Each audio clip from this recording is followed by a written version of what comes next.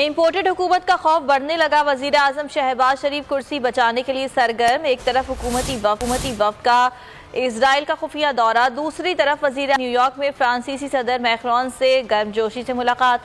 मुसलमानों के खिलाफ नफरत अंगेज बयान देने वाले मैक्रोन से वजीर आजम मुस्कुराते हुए मिले। ऑपोजिशन में थे तो फ्रांस के सफीर को निकालने का मुतालबा करते रहे।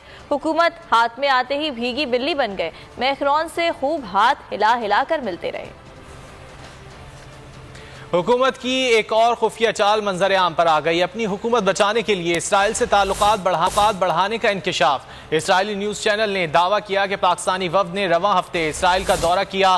पाकिस्तानी वफ्द की क़यादत साबिक चेयरमैन PCB नसीम अशरफ ने की। साबिक हुकूमती वज़रा भी वफ्द में शरीक थे। अगर आपको ये वीडियो पसंद आई तो लाइक पर क्लिक करें। मैं हूँ इमरान रियाज खान। अब आप मुझे देख पाएंगे सिर्फ बोल न्यूज़।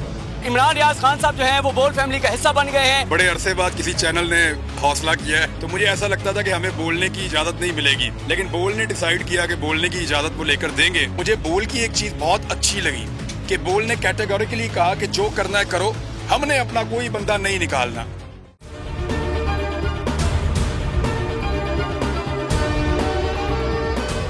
सबसे ज्यादा व्यूज, सबसे ज्यादा रील्स और सबसे ज्यादा रेटिंग के साथ बोल अब भी नंबर 1 पोजीशन पर बरकरार। सब्सक्राइब करें और बेल दबाएं ताकि कोई खबर रह न जाए।